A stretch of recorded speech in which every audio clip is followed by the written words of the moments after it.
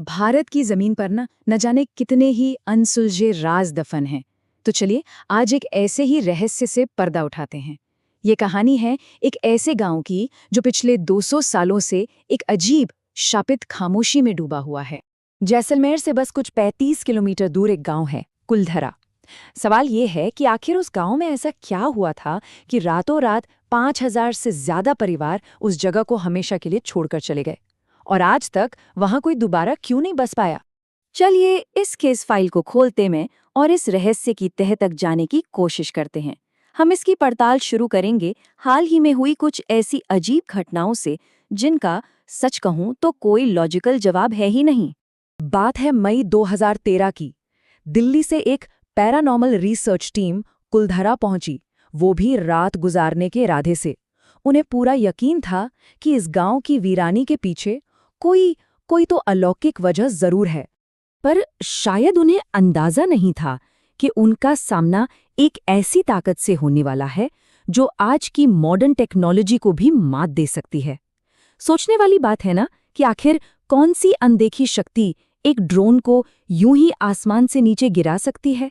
तो हुआ ये कि जब टीम का ड्रोन गांव की तस्वीरें ले रहा था, वो एक पुरानी बावड़ी के ठीक ऊपर पहुंचा और बस अचानक बिना किसी वजह के वो बेकाबू होकर सीधा जमीन पर आ गिरा। ऐसा लगा जैसे जैसे किसी अनदेखी ताकत ने उसे नीचे खींच लिया हो, जिसे वहां किसी की भी मौजूदगी मंजूर ना हो। टीम के एक मेंबर अंशुल शर्मा ने बाद में बताया कि उन्होंने घोस्ट बॉक्स नाम का एक डिवाइस इस्तेमाल किया। माना जाता है कि ये डिवाइस आत्माओं की आवाज़ों को पकड़ सकता है। तो जब उन्होंने सवाल पूछने शुरू किए तो उस डिवाइस से बड़ी अजीब अजीब आवाज़ें आने लगीं, और तो और कुछ ने तो अपने नाम तक बताए। लेकिन ये जो आज की घटनाएं हैं ना, इनकी जड़ें जुड़ी हैं 200 साल पुराने इतिहास से।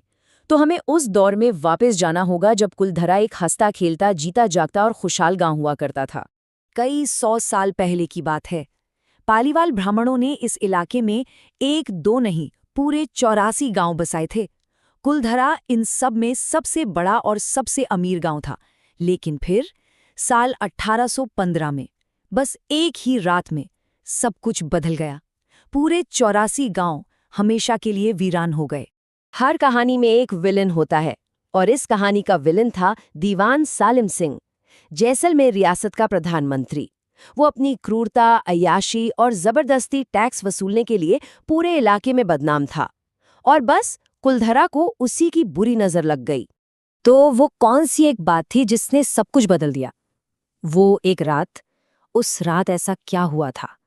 वजह थी दीवान की एक घटिया जिद, जिसने गांव वालों को एक ऐसे मोड़ पर ला खड़ा किया जहां से लौटना नामुमकिन था। किस्सा ये है कि सालिम सिंह की गंदी नज़र गांव के मुखिया की बेटी पर पड़ गई।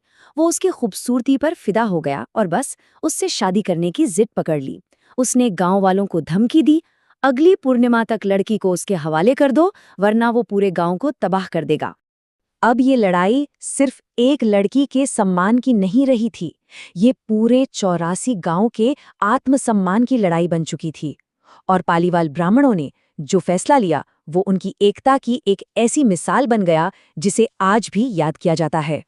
तो हुआ ये कि सभी 84 गांवों की पंचायत एक साथ बैठी और फैसला एक ही था, वे अपनी बेटी का सम्मान उस जालिम दीवान को नहीं सौंपेंगे, चाहे इसके लिए उन्हें अपना घर बार, अपनी जमीन, सब कुछ क्यों न छोड़ना पड़े। और उसी रात 5,000 से ज्यादा परिवार, सोचिए जरा, अंधेरे में हमेशा के लिए गायब हो गए। लेकिन जाते जाते वो एक ऐसा श्राप छोड़ गए जिसकी गूंज आज तक सुनाई देती है। और यही वो श्राप है जो उस ऐतिहासिक त्रासदी को आज महसूस की जाने वाली उन अजीबोगरीब घटनाओं से सीधा सीधा जोड़ता है। लोग कहते हैं कि उन ब्राह्मणों ने इस जगह को श्राप दिया था कि यहाँ फिर कभी कोई बस नहीं पाएगा, और ये बात सच भी साबित हुई। तमाम कोशिशों के बावजूद कुलधरा आज तक आबाद नहीं हो पाया है। जरा सोचकर देखिए, एक वक्त था जब ये गांव बाजारों की चहल पहल और परिवारों की हंसी ठिठोली से गूंजता होगा, और आज यहाँ सिर्फ एक अजीब डरावनी खामोशी है जिसे कभी कभी कानों में पड़ती फुसफुसाहट और चूड़ियों की खनक तोड़ती है। जो लोग हिम्मत करके यहाँ दिन में आते हैं वो अक्सर बताते हैं कि उन्हें आज भी पालीवाल ब्राह्मणों की मौजूदगी महसूस होती है। उन्हें लगता है जैसे बाजार में अब भी लोग चल फिर रहे हैं, औरतें बातें कर रही हैं और उनकी चूड़ियों पायलों की खनक सुनाई देती है। कई लोगों ने तो ये तक कहा है कि वीरान घरों में उन्हें परछाइयां दिखीं और ऐसा लगा जैसे कोई ठीक उनके पीछे चल रहा हो। खैर, अब ये गांव भारतीय पुरातत्व सर्वेक्षण यानी आर्कियोलॉजिकल सर्वे ऑफ इंडिया के अंडर में है। तो अगर कोई इस रहस्यमयी जगह को दिन की रोशनी में अपनी आंखों से देखना चाहे तो उसके लिए कुछ जरूरी जानकारी दे देते हैं। कुलधारा रोज सुबह 8 बजे से शाम के 6 बजे तक टूरिस्ट्स के लिए खुला रहता है।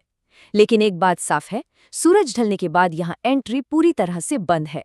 और हाँ, थार रेगिस्तान की भयानक गर्मी से बचना हो तो यहाँ जाने का सबसे बढ़िया टाइम दिसंबर और जनवरी का होता है। तो आखिर सच क्या है? क्या ये श्राप सिर्फ एक कहानी है जो लोगों ने बना दी, या फिर उन लोगों का दर्द, उनकी पीड़ा आज भी कुलधरा के खंडरों में जिंदा है? इस सवाल का जवाब शायद हमेशा के लिए इन वीरान गलियों में ही दफन रहेगा।